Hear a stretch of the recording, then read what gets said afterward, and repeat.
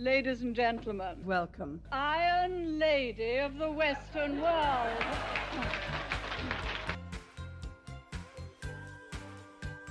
Olá, ferrenhos, bem-vindos a mais um episódio do Damascast. Eu sou a Lohane Cardoso e eu estou aqui com o meu co-host, William Vitor. Tudo bem, William? Oi, ferrenhos, tudo bem? É um prazer estar aqui com vocês. E hoje nós temos a honra de receber a nossa diretora de comunicação do Instituto, que é a Thailise Schaefer. A Thailise é criadora do canal Politicando, formada em Ciências Sociais, mestrando em Ciência Política com foco em crise. Tudo bem, Thailise? Oi, pessoal, tudo bem? Boa tarde, ferrenhos. E hoje nós convidamos a Thailise para falar de um assunto que está em alta no Brasil que a gente vive hoje, que é a desconfiança da população em relação ao governo. Thailise, para começar, eu gostaria que você falasse um pouco o que consiste essa desconfiança e como que ela é medida. Exatamente. Vamos lá. Para a gente pensar antes na questão da desconfiança do governo, né, do governo atual, né, porque a gente tem que sempre pensar, toda vez que a gente fala de desconfiança, as pessoas questionam, tá, mas e no governo Bolsonaro não existia essa desconfiança? Sim, inclusive, né, o governo que a gente mais teve desconfiança da população foi o governo do Michel Temer, né, que não ficou nem 2 anos na presidência. Então, ele foi o que mais teve desconfiança. A desconfiança na população, ela normalmente acontece. O problema dessa desconfiança é quando essa desconfiança ela está relacionada com a queda da popularidade. O que isso significa? O Temer ele tinha muita desconfiança da população, mas ao mesmo tempo ele era o queridinho de muita população, de boa parte da população. Então, por mais que ele tenha essa desconfiança, a popularidade dele não estava baixa. Inclusive, nas redes sociais, por mais que redes sociais não signifiquem muita coisa em relação dentro da política, mas nas redes sociais o Temer hoje, ele é quase um super influencer da política, né? Então a gente tem que pensar nisso. Em relação ao governo Lula, essa desconfiança que tem do governo hoje é uma desconfiança voltada mais à instituição do que à própria figura. Então, claro que tem a desconfiança do Lula enquanto pessoa política na presidência da República, mas a desconfiança maior quando a gente pensa no governo como um todo, né? Porque o governo ele é um ente inteiro que tem várias coisas dentro, é uma desconfiança das instituições. Aí a gente pega o STF, né, a questão da desconfiança do STF, a questão da desconfiança do Congresso, né, porque a gente sempre fala de direita e esquerda, mas a direita realmente representa a direita, a esquerda realmente representa a esquerda, então tem essa desconfiança, e além de tudo, né, voltado para o Lula em específico, que é o presidente da República atualmente, infelizmente, mas né, esse é o processo democrático, o Lula está perdendo muita força na população que mais tinha confiança nele, que são os jovens, né? Os jovens, eles foram a maior parte do eleitorado do Lula. E é ali que o Lula está pecando. Então, os jovens que deram a força política que o Lula precisava para ganhar as eleições, eles estão desconfiando do governo por conta das medidas, né? Essa semana a gente teve o acordo do governo em relação às taxas das compras internacionais. Esse é só um exemplo. Tem todos os outros exemplos, tipo a fala do Lula falando que não existe banheiro unissex, né? Na verdade, que isso é invenção daquela outra coisa e não sei o quê, mas na verdade esse tipo de discurso faz parte de uma população que elegeu ele. Então, aí está a relação, né? Tem a queda da desconfiança junto com a queda da popularidade do Lula. O Lula não está no século XXI. O Lula não está presidenciando para 2024. Ele ainda está com o pensamento dele lá de 2002. E ele acha que vai dar certo para essa geração. E não está dando, e a gente está vendo isso pelo resultado das pesquisas. Eles não se tocaram do advento da internet, né? A internet traz tudo à tona.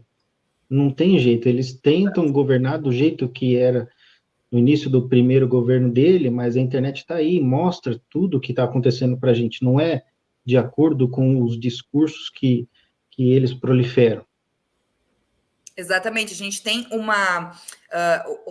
a mídia, né, que antes era o que trazia esse conteúdo, que trazia essas informações, a mídia ela perdeu essa popularidade, né? E a gente vê isso, inclusive, dentro das pautas, né? O PL da Globo, que foi pautado, né? É uma tentativa de voltar essa popularidade para as mídias tradicionais. As mídias tradicionais, elas não informam mais. Inclusive, hoje, eu não sei que dia vai sair esse podcast, mas eu vou falar a data, Hoje é dia 31 de maio, né, que a gente está gravando o podcast. Ontem, dia 29 de maio, a Infomoney, que era uma das mídias de maior confiabilidade que a gente tem hoje, publicou mais uma mentira, mais uma desinformação relacionada ao que está acontecendo no Rio Grande do Sul. E a internet foi lá e corrigiu. A internet foi lá e colocou nos comentários, não tem 5 comentários favoráveis à publicação da Infomoney. E, possivelmente, essa publicação vai cair, como outra publicação que eles fizeram de desinformação relacionada ao Rio Grande do Sul há um mês atrás. Então, a internet ela não perdoa nem a mídia tradicional. Vocês acham realmente que ela vai perdoar o que o governo está trazendo como pauta, né? Não vai perdoar, vai lembrar tudo, né? As falas do Lula sobre taxação, sobre direito das mulheres, que essa semana ele esvaziou o caixa, né? Da pasta de defesa das mulheres. Então, tudo isso está salvo. E todas as vezes que ele faz uma política contra essas narrativas que ele defendia, a galera volta essas narrativas, né? E não é nem a galera da direita, porque normalmente a mídia fala que quem faz isso é a galera da direita, da extrema-direita, né? Mas não, quem faz isso são os próprios apoiadores do Lula, né? Eles retomam essas narrativas. Tá, e você sabe dizer quando que começou a ser medida esse nível de desconfiança do governo? A partir de qual governo que começou a ser feita essa pesquisa? Não só do Lula, mas considerando que a República no Brasil ela sempre foi instável, né? Nós tivemos muitas mudanças no decorrer dos anos. Esse nível de desconfiança, ele passou a ser medido nos últimos anos, nos últimos 10, 15 anos para cá? Ou antigamente, lá em 2002, 1988, a gente já tinha esses parâmetros? Isso faz parte da construção da ciência política, né? A ciência política ela faz esse tipo de pesquisa de opinião há muito tempo, né? A pesquisa de opinião ela nasce na ciência política mais ou menos na década de 60, de 1960. Então, faz muito tempo que é feita esse tipo de pesquisa. Só que aí volta de novo a questão da mídia, né? A mídia, ela sempre divulgou poucas pesquisas. E hoje a gente tem, graças ao capitalismo malvadão e ao livre mercado, a gente tem várias empresas, né? Só aqui em Curitiba nós temos 3 empresas que fazem pesquisa de opinião. Só aqui em Curitiba, né? Tirando variadas que tem em São Paulo. Antes a gente tinha qual? A Data, que é totalmente ligada à Folha de São Paulo, é totalmente ligada a essa mídia tradicional. Então, sempre existiu. O que mudou foi a forma de divulgação dessas pesquisas. Inclusive, a forma de interpretação dessas pesquisas, né? Porque a pesquisa ela é construída em um questionário. Então, o questionário ele tem 2 formas. O questionário estruturado e o questionário semi-estruturado. Então, a minha gata aqui, uma pausinha para ver ela. Que linda. Dorme aqui do meu lado, não é para subir na mesa. Fui eu a gateira também. Então, a pesquisa ela tem 2 formas, a semi-estruturada e a estruturada.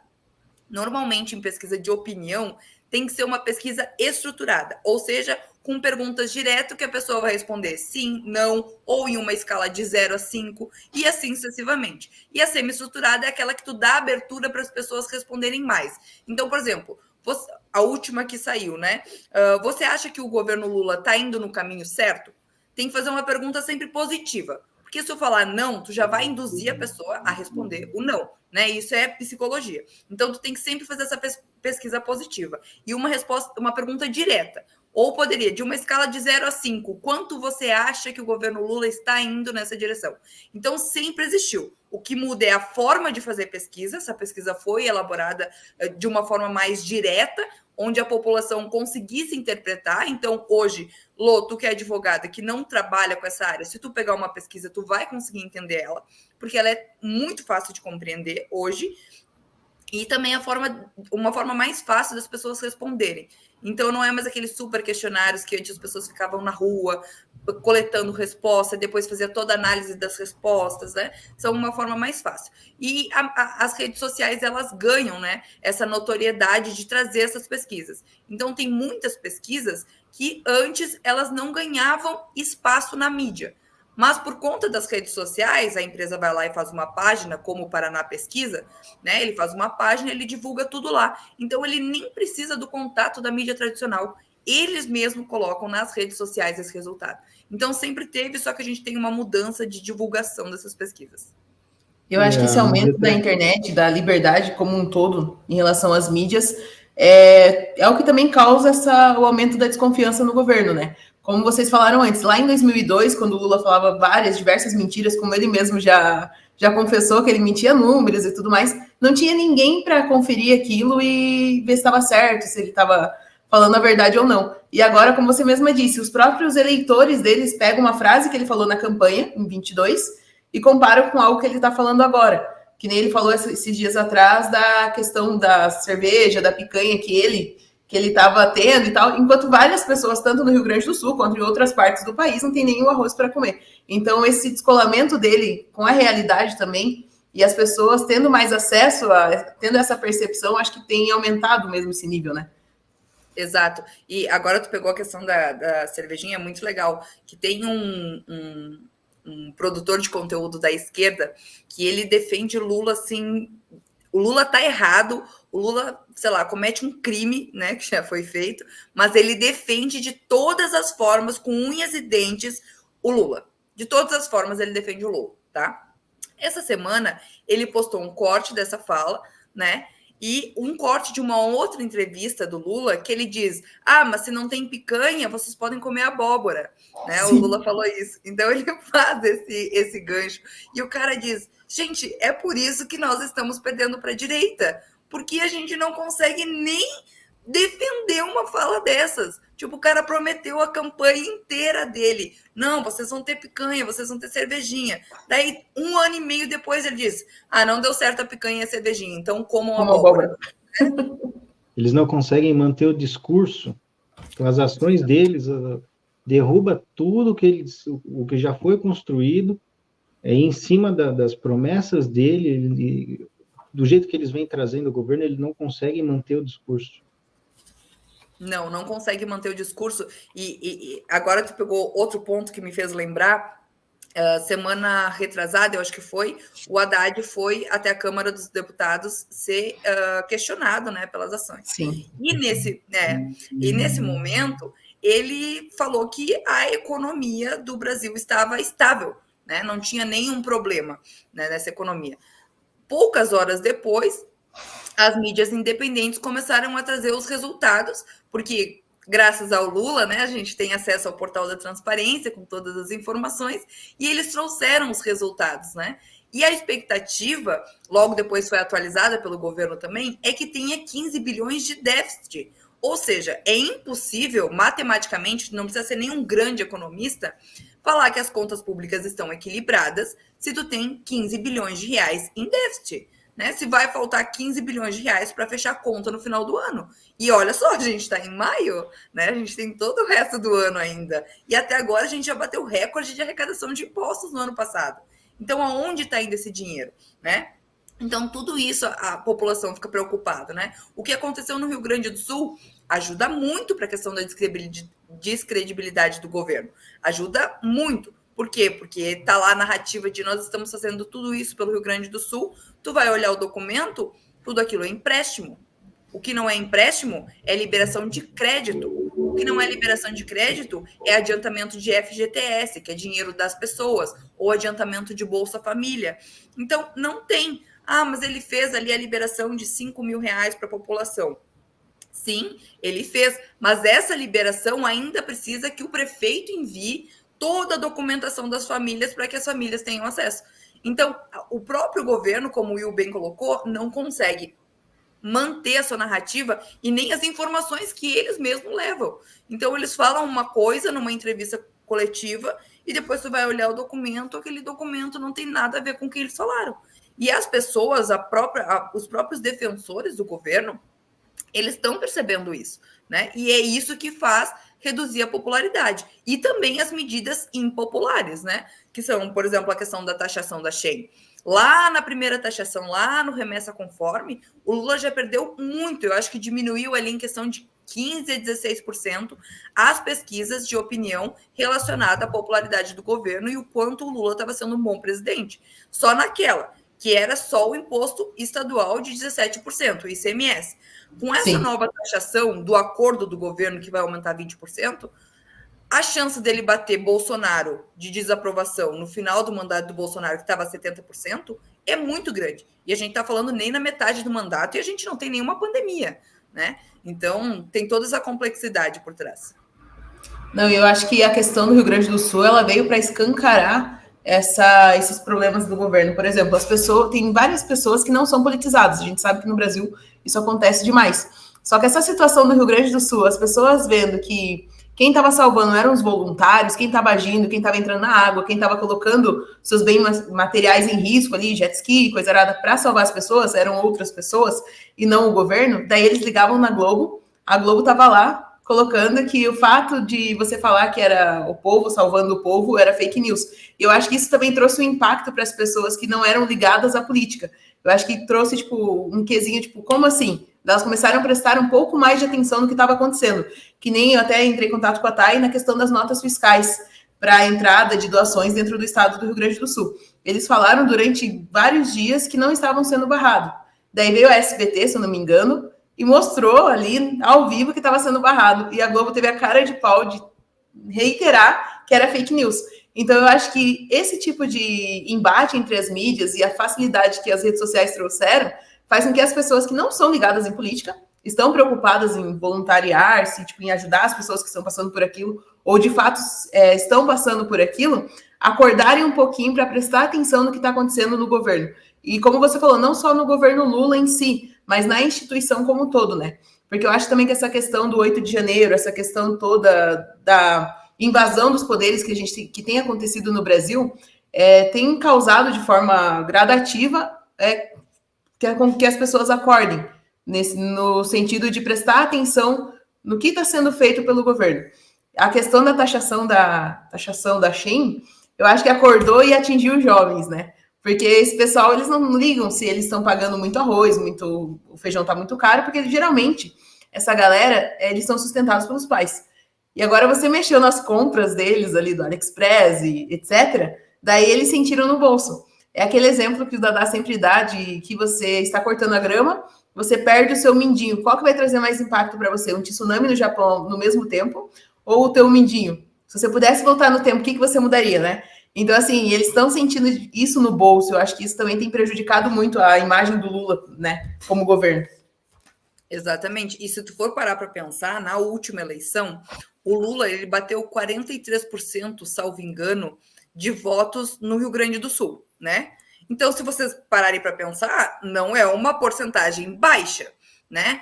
Calculando que ele usou a tragédia de forma política, ele politizou a tragédia, ele poderia ter utilizado essa tragédia, já que ele já politizou, para trazer mais votos para ele. Mas ele conseguiu reduzir esses votos. Primeiro, né, tu falou a questão da Globo falando que é fake news. O governo demorou 5 dias para chegar no Rio Grande do Sul. 5 dias. E até ele chegar no Rio Grande do Sul, nesses 5 dias, estava Luciano Hang, da Van, lá já resgatando as pessoas, o Pablo Marçal, que é um coach, um empresário, lá resgatando as pessoas, o Pedro Scooby estava saindo de São Paulo para vir para Curitiba, para depois ir para o Rio Grande do Sul resgatar as pessoas. Um monte de as gente, pessoas... Né? Exatamente, levando um monte de gente.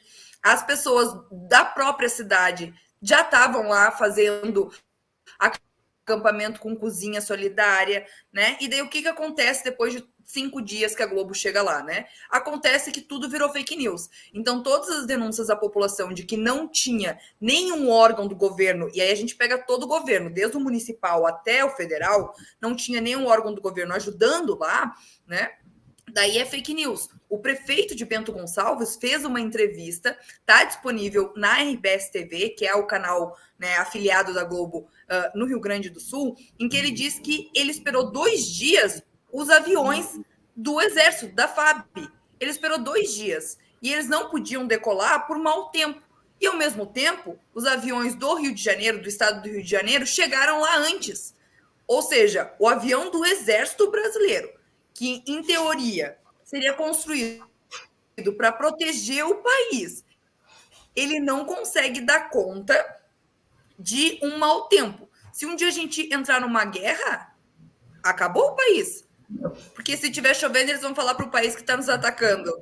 Dá uma seguradinha aí, está chovendo, a gente não tem como entrar na guerra agora, vai ter que esperar um pouquinho. Né? Então, tem todas essas questões. E aí, depois, o exemplo que tu trouxe das notas, o governador de Santa Catarina fez um vídeo junto com a Defesa Civil, afirmando que eles tinham sido multados. Depois, o prefeito de Florianópolis fez o mesmo.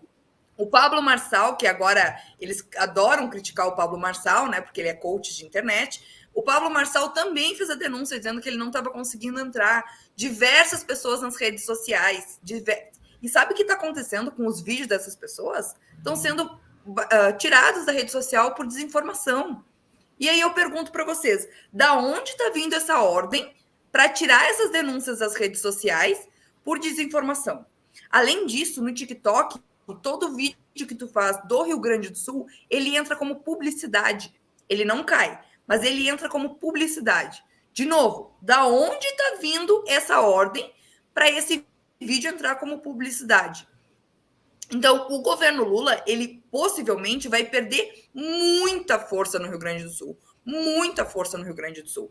Se antes ele fez 40% de votos, se ele fizer 20% em 2026, eu acho que vai ser muito. Claro que a gente tem que considerar que o brasileiro nunca teve boa memória, né? Então, pode ser que até lá isso se esqueça. Mas como foi algo tão impactante, tão grande, está sendo cruel, né? Tem gente que fica 6 horas na fila para pegar uma cesta básica.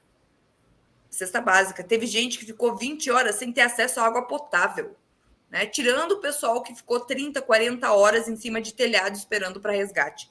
Porque, como eu disse para vocês, era só os voluntários que estavam ali. Então, possivelmente, no Rio Grande do Sul, vai ter essa baixa muito grande de votos para o Lula. E o checkmate, assim, para o Lula enterrar o governo dele no Rio Grande do Sul foi ter colocado o Paulo Pimenta, né? Foi ter colocado o Paulo Pimenta como ministro extraordinário. Então, ali foi porque a população do Rio Grande do Sul, em sua maioria, já não gosta do Paulo Pimenta, naturalmente. Ele vai lá e coloca o cara, sabendo que o cara é o nome principal para concorrer ao governo do Rio Grande do Sul em 2026 pelo PT. Então, ele acabou com todas as chances do Paulo Pimenta de se eleger, ele acabou com todas as chances da Maria do Rosário se eleger a prefeitura de Porto Alegre, que ela também é pré-candidata, né? E ele diminuiu muito a porcentagem de votos dele no Rio Grande do Sul, tanto que teve uma pesquisa perguntando qual que era a atuação do governo federal no Rio Grande do Sul, e 8 em cada 10 gaúchos falaram que o governo federal não teve acesso. Então, aí a gente já calcula, né? Pelo menos uns 20% do eleitor que ele tinha no Rio Grande do Sul, ele vai perder.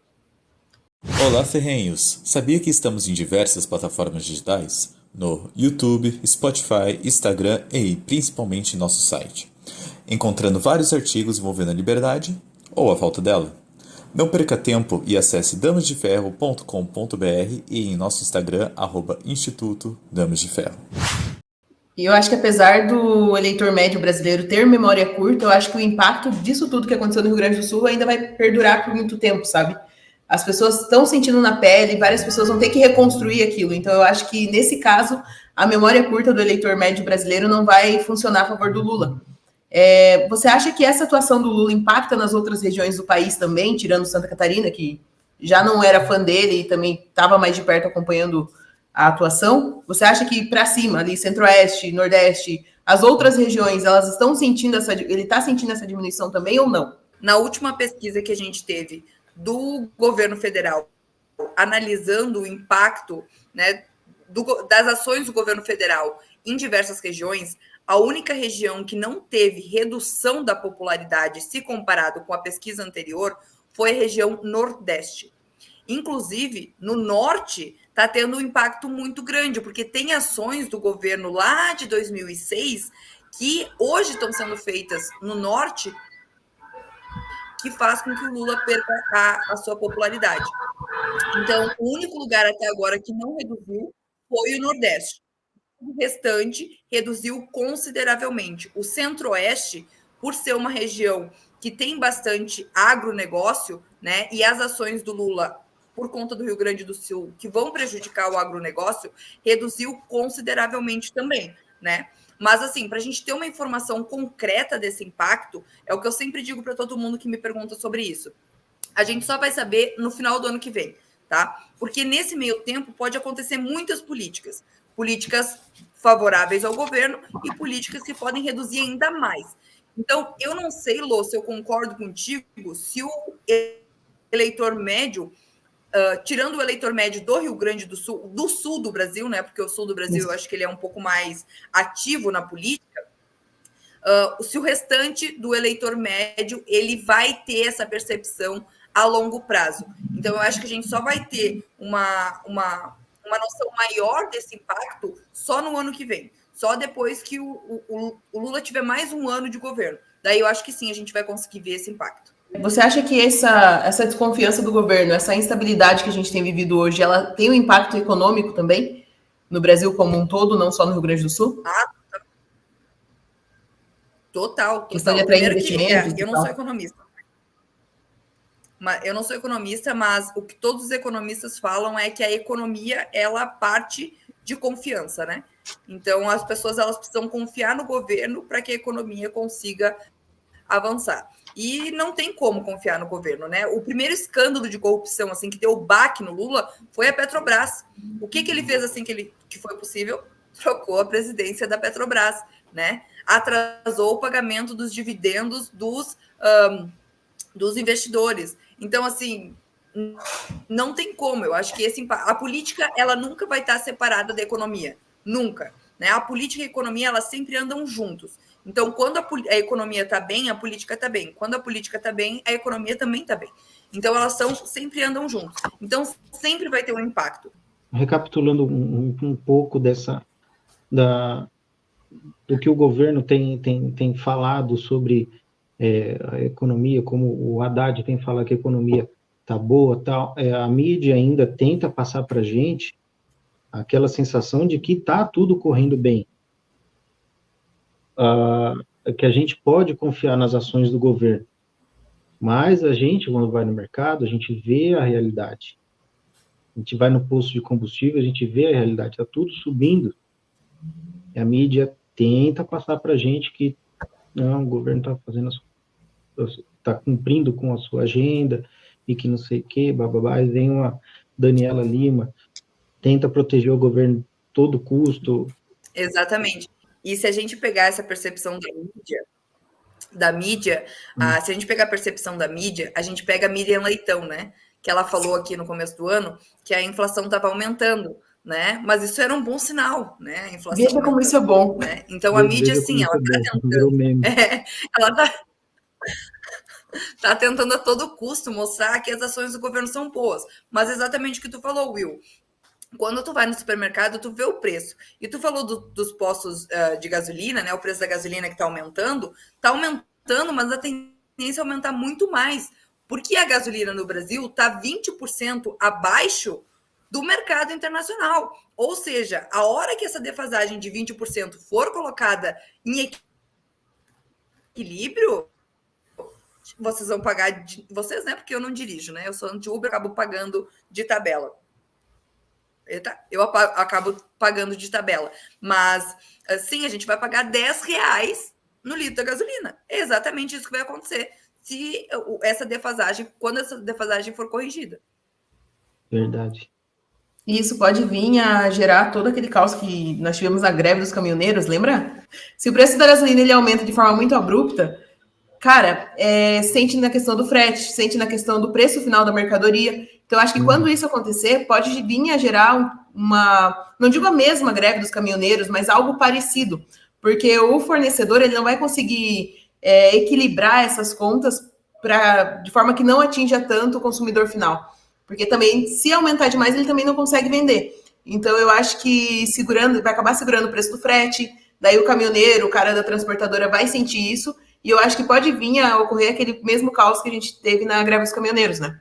Sobre a questão da greve, né? O Lula está gerenciando a greve de uma forma muito preocupante. Né? A gente pega como ele gerenciou a greve com os professores. Né? Ele não soube gerenciar a greve dos professores. Ele não soube administrar a greve dos professores. Né? Então, o que isso pode vir a acontecer se caso a gente tenha uma greve em uma classe, digamos assim, que tenha maior impacto, por exemplo, dos caminhoneiros? Vai ser uma greve que vai durar 6 meses. Porque não tem o que o governo fazer. Ele não tem como segurar o preço da gasolina. Ele não tem como fazer isso, porque se ele segurar o preço da gasolina, a não ser que ele desista de concorrer em 2026, porque daí ele não vai pegar a bomba em 2027, né? Daí ele vai conseguir fazer isso, aí ele vai ser como herói, né? Mas se ele pretende se candidatar em 2026, não tem como. Não tem como ficar controlando os preços, porque uma hora a bomba vai estourar. E vai estourar no segundo mandato dele, exatamente como aconteceu no governo Dilma.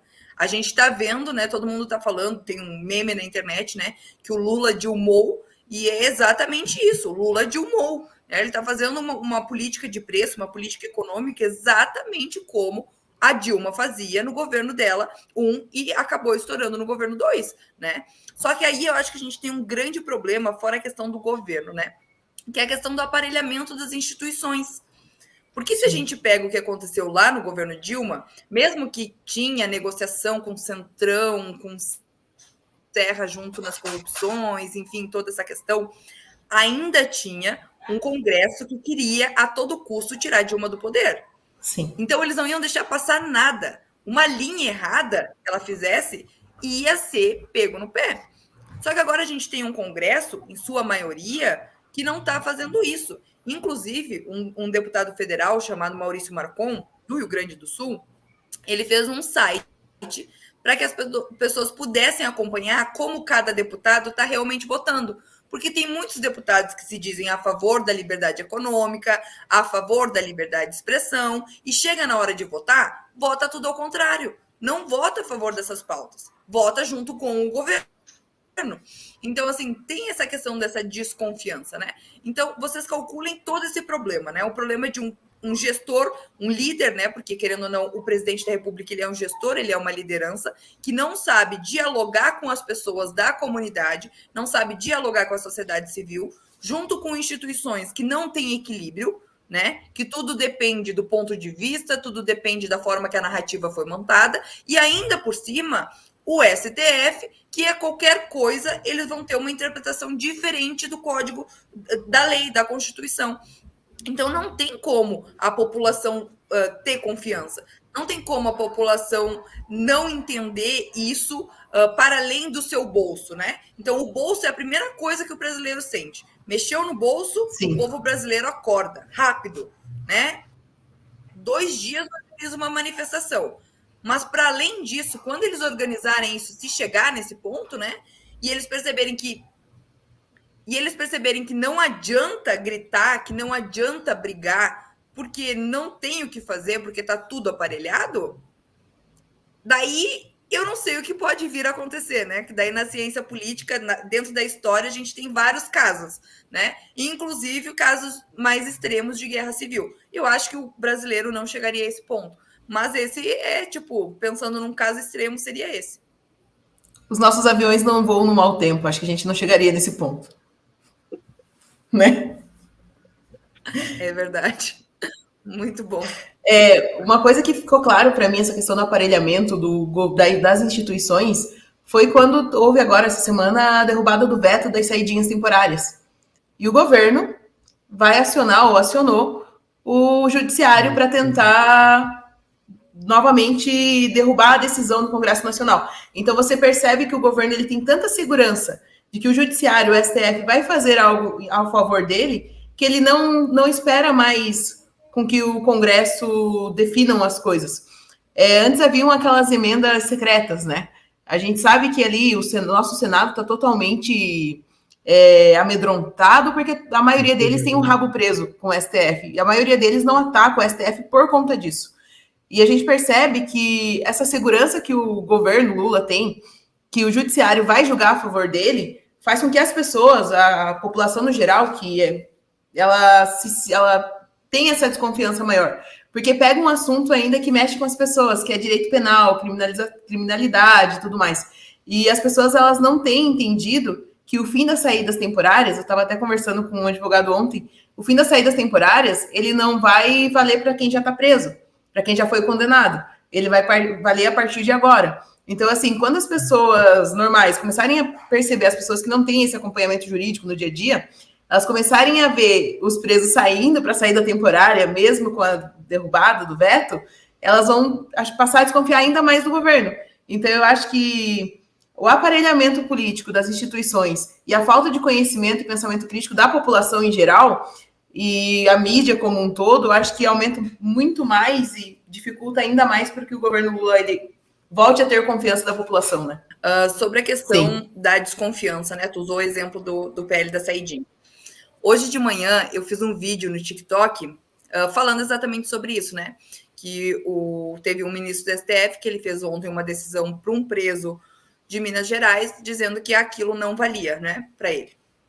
E tem um debate, né, dentro de alguns advogados, né, que alguns interpretam que, em alguns casos, para a situação real, o veto das saidinhas vale, e em outros casos não vale. Como não é o meu papel, né, estudar direito, eu não faço ideia de como é que funciona essa interpretação, eu fiz um vídeo bem absurdo, né?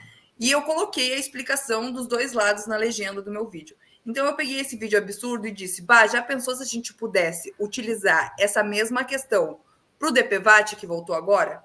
Então, eu já tenho carro, eu já comprei um carro, né? Será que eu não posso pedir para que esse seguro não seja, né, cobrado? Afinal, eu já tenho um carro, né? E o intuito desse vídeo é realmente fazer essa crítica ao nosso processo legal, às nossas leis, porque é uma lei que, em vários casos, vai depender da interpretação do juiz, ou se a pessoa que é ali julgada, né, se ela tem algo próximo ou ideologicamente com o juiz. Então, a gente não tem um judiciário neutro. A gente não tem. Então, o que pode vir a acontecer com esse projeto das saidinhas, tá? Eu sou totalmente favorável, acho que deveria se aplicar para todo mundo. Mas o que possivelmente vai acontecer? O preso do 8 de janeiro, por exemplo, para ele não vai contar. Mas talvez um outro preso vai contar. Então, a gente tem um problema muito grande da interpretação legal e de como a interpretação das leis ela é influenciada pela questão política, né? Então, a gente não tem uma segurança jurídica no Brasil. E o próprio projeto da saidinha, ele já é naturalmente um projeto inseguro, juridicamente. Politicamente, ele ainda é mais inseguro, né? Porque o que parece é um projeto bacana, é uma coisa que nem deveria existir, né? Porque, afinal, o Brasil é um dos únicos que tem um projeto tão ruim de saidinhas, né? Quanto é uma coisa que nem deveria existir, mas existe. E daí foi feita uma mudança, que essa mudança, ela parece ser mais uma provocação ao governo, mais uma provocação às pessoas que defendem essa pauta, do que uma mudança feita com base na lei, com base na interpretação legal, né? Então, a gente tem esse problema. E aí, eu fiz esse vídeo hoje de manhã, absurdo, gente, é absurdo. Não tem como a gente comparar a questão das saidinhas com o DPVAT. Não tem como. São coisas totalmente distintas, né? E daí, quando tu vai ler os comentários do vídeo, tu fica assustado. Porque muita gente conseguiu compreender, até porque eu coloquei na legenda, gente, isso é um exemplo absurdo, tudo vai depender da questão legal, da interpretação do juiz. Tem gente que aplaudiu o que eu fiz, o que é muito preocupante, né? É muito preocupante. E tem outras pessoas que falaram, não, mas tu não entende nada de direito. Óbvio que não. Não é para fazer uma interpretação do caso. Exato! Não é para fazer uma interpretação do caso, é uma crítica. É uma crítica absurda. Eu peguei um exemplo absurdo para fazer essa crítica. E as pessoas, elas não entendem. Muita gente entendeu, muita gente deu risada, né? Muita gente brincou dizendo, não, eu vou entrar com um processo contra o governo semana que vem, porque eu já tenho carro há 5 anos, eu não quero pagar DPVAT, né? Só que tem gente que não entende. Então, assim, mesmo que a gente desenhe, eu fiz um vídeo explicando por que é ruim o governo importar arroz. Depois eu fiz um outro vídeo mostrando que, mesmo que o governo importando arroz, se a gente tirar o imposto do arroz, só o imposto final de consumidor, o valor do quilo do arroz fica o mesmo prometido pelo governo que vai chegar ao arroz importado. E as pessoas, tem pessoas que não querem entender, entende? Não querem entender. Então, mesmo que exista esse desemparelhamento das instituições, exista essa questão do STF fazendo o papel do legislativo, o executivo fazendo o papel do legislativo, e o legislativo igual uma criança quando vê o brinquedo pela primeira vez, o brinquedo que ela sonhou, só olhando ali sem saber o que fazer. Mesmo que a gente tenha toda essa questão, né, que a gente tem hoje política no Brasil, ao que tudo indica, parece que a população ela não se tocou ainda, ela não percebeu isso, né? E talvez elas vão percebê-lo, como tu colocou um exemplo, em casos extremos. Por que as pessoas começaram a defender o projeto da saidinha? Porque um policial militar de Minas Gerais foi assassinado por um cara que estava solto por questões da saidinha. Aí que o pessoal se ligou. Mas antes disso, a narrativa era: não, se a gente não deixar as pessoas saírem para ver a família, passar o Natal com a família, isso é desumano. E os direitos humanos?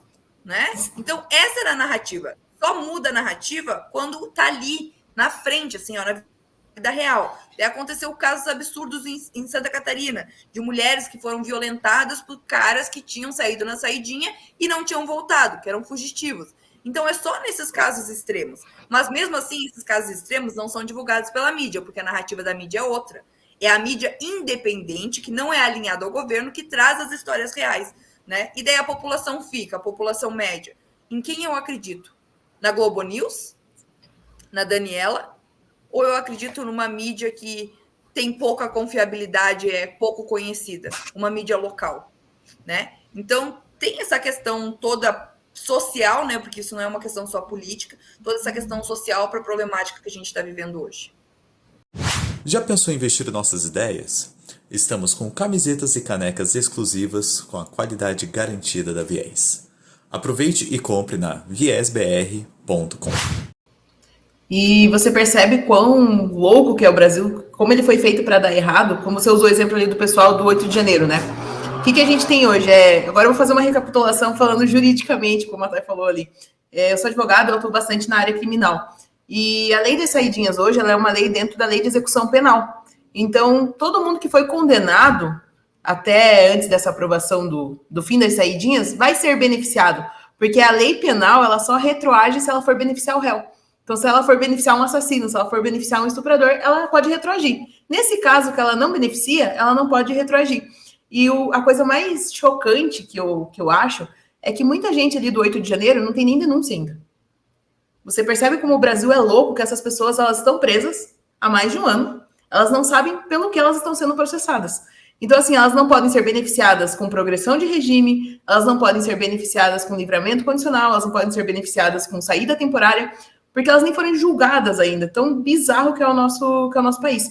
Que é aquilo que você falou. Essa insegurança jurídica de que depende muito de quem está sendo julgado, por quem está sendo julgado, qual é o alinhamento político dessa pessoa.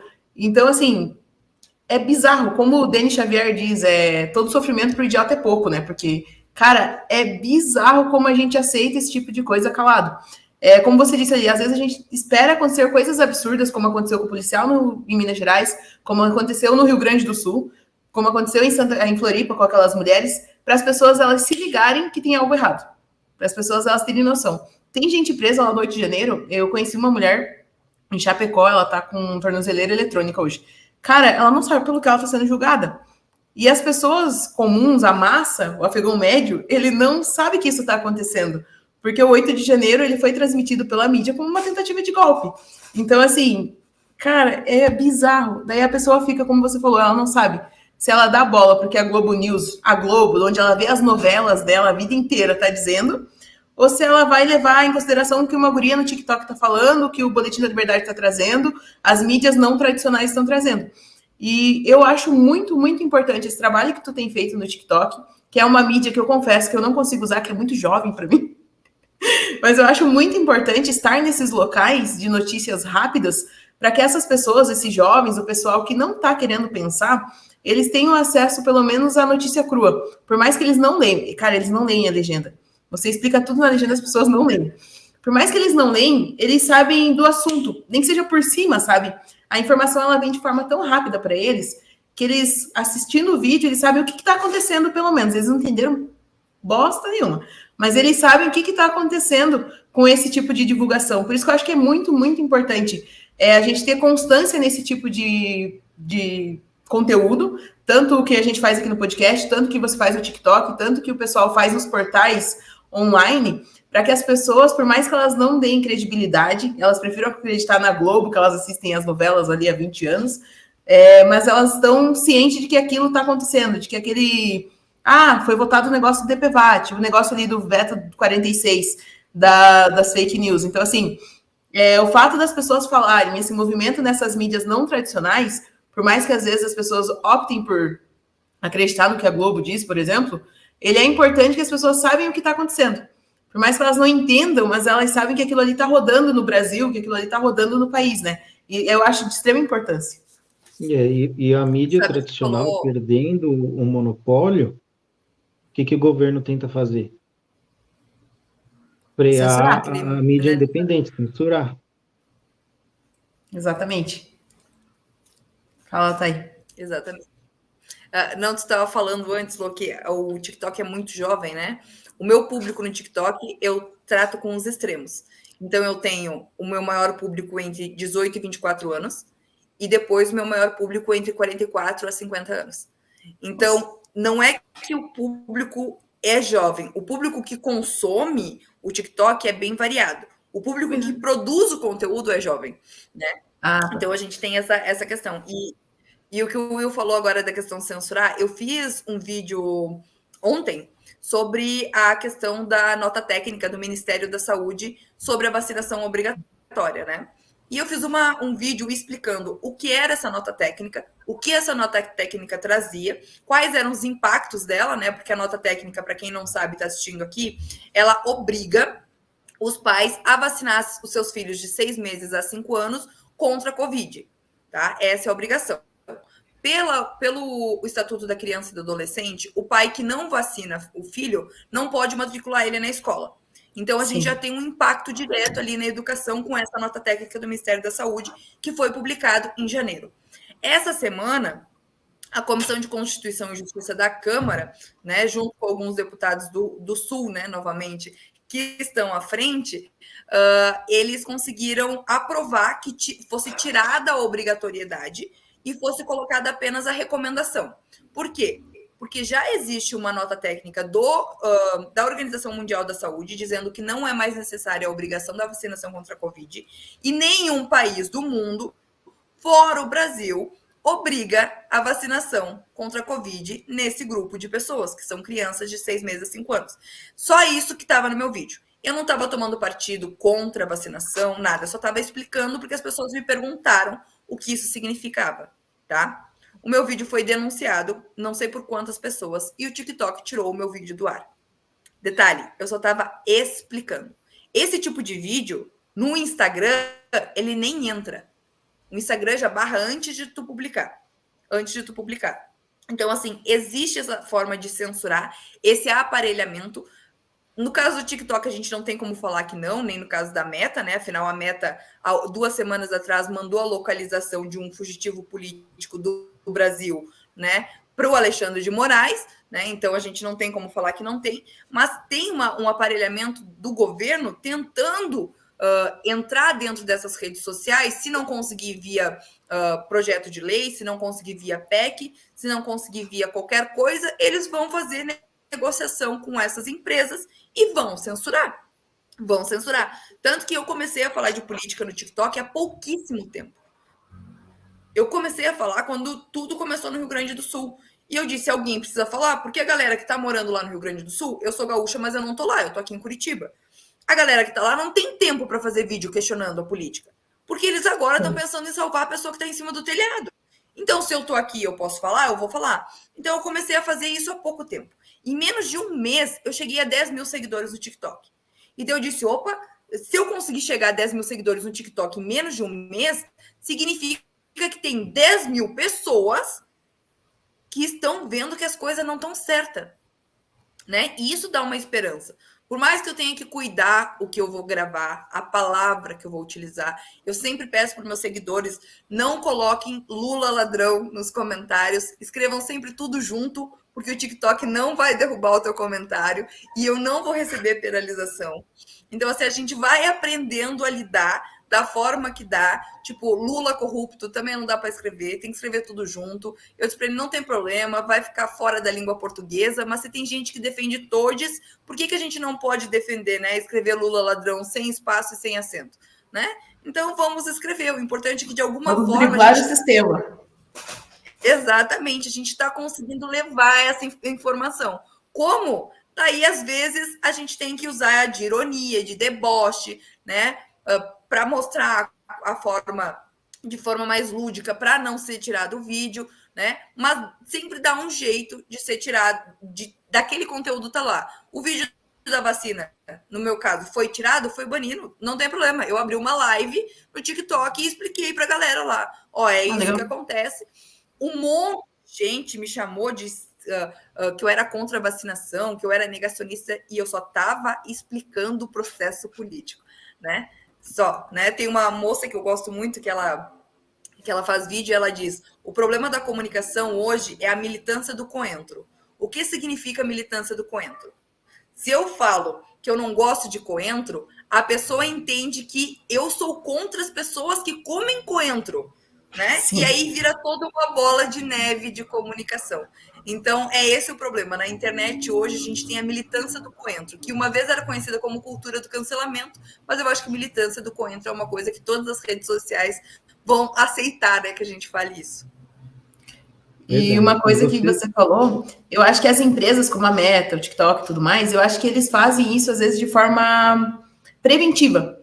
Para que eles não se incomodem também, eles têm aquelas diretrizes e já receberam algumas decisões para que não seja falado aquele tipo de conteúdo, aquele tipo de situação, para evitar qualquer penalidade para eles acabam excluindo os vídeos, proibindo o tipo de impulsionamento nesses vídeos, que nem o Instagram ali, proibindo de publicar esse tipo de conteúdo, porque assim, até as próprias redes sociais, que são gigantescas, eles estão, não digo amedrontados, mas assim, preocupados com o impacto do que essa instabilidade vai gerar para eles também, a instabilidade que a gente tem hoje no Brasil, né?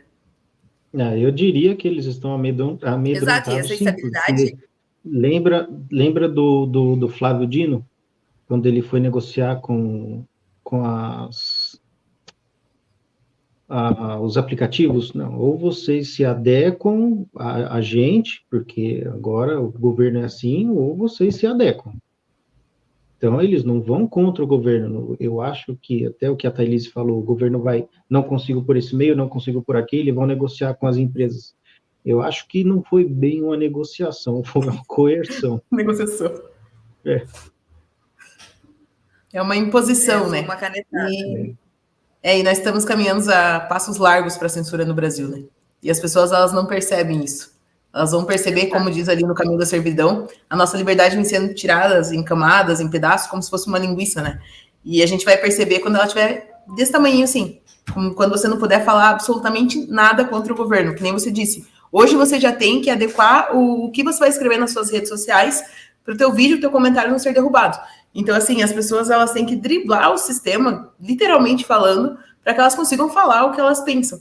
E isso é extremamente preocupante, me preocupa e me entristece a população em geral não perceber isso. Eu sei que as pessoas, elas têm problemas maiores na vida, coisas que atingem elas no dia a dia e elas acabam não dando bola para esse tipo de situação, mas quando elas perceberem que a liberdade de expressão, a liberdade de você falar o que você quer, você expressar as suas vontades, sejam políticas, religiosas, etc., ela impacta no resto da tua vida, vai ser tarde demais, né? E tu sabe, Lô, falando nisso agora, que eu acho que esse impacto nas redes sociais, né, o que está acontecendo hoje nas redes sociais, a tentativa de censura via rede social, mesmo sem ter um projeto de lei aprovado, mesmo sem ter uma lei aprovada, eu acho que isso talvez já esteja acordando a população.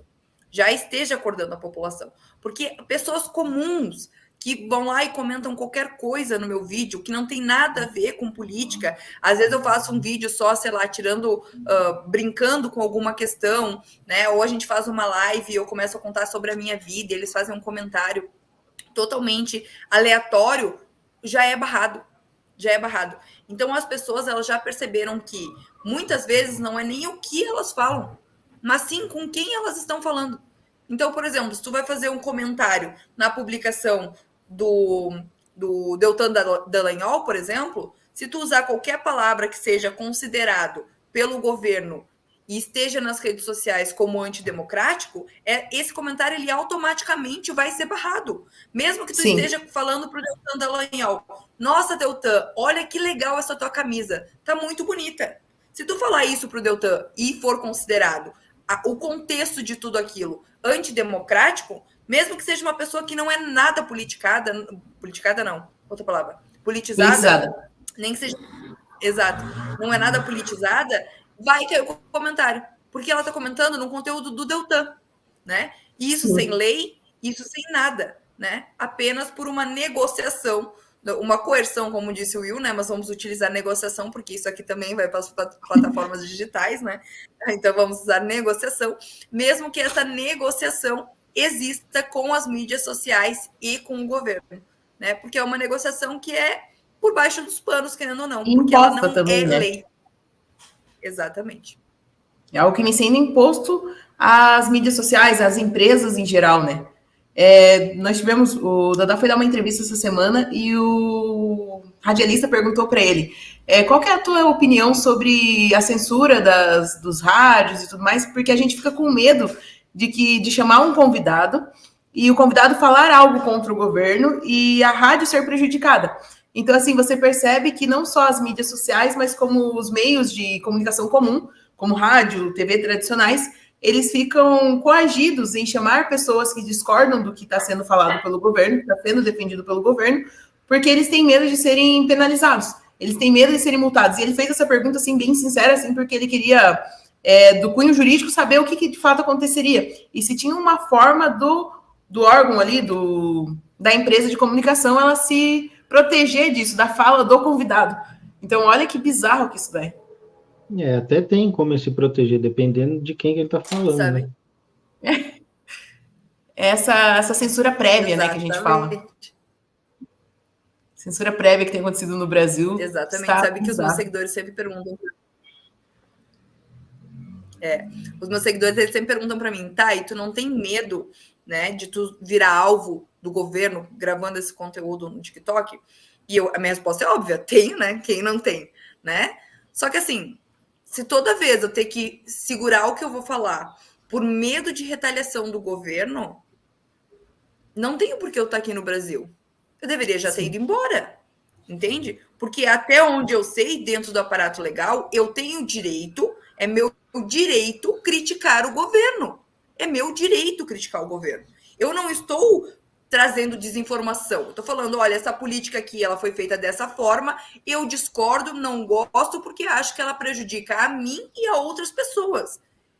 Né? E fora isso, eu utilizo a ciência política para embasar o meu comentário. Então, assim, óbvio que eu tenho medo. Se um dia eu for processada, eu fiz hoje um vídeo da Globo e ontem um do Felipe Neto, se um dia eu for processada, né, vou fazer o quê? Eu vou ter que contratar a Lohane para me defender. É isso que vai acontecer.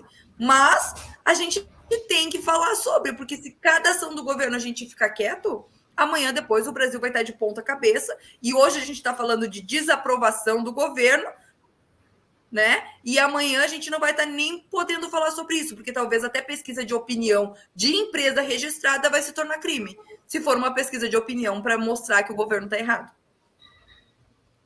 Não, exatamente. E isso que você falou sobre o que, se a gente tiver medo de falar, é porque a gente já perdeu. Eu acho que quando a gente desistir de falar sobre esses assuntos, é porque não tem mais por que a gente está aqui. Eu sempre falo da questão política da coisa, que quando você aceita fazer as mesmas coisas que os outros já estão fazendo há muitos anos, não tem por que tu tá aqui. Não tem por que você está perdendo tempo da tua vida, que antes você perde um tempo do seu dia para gravar esses conteúdos. Para falar essas coisas. Então, a partir do momento que você tiver medo a ponto de não falar, a ponto de não gravar, ou a ponto de mudar o teu conteúdo, modelar ele para o que a mídia tradicional está trazendo, nem adianta mais você estar fazendo o que você está fazendo. Que daí, assim, eu acho que é trabalhar com desinformação. Sabe? Quando você deixa o teu conteúdo um pouco mais polido para agradar o governo em si, você está passando desinformação para a população em geral.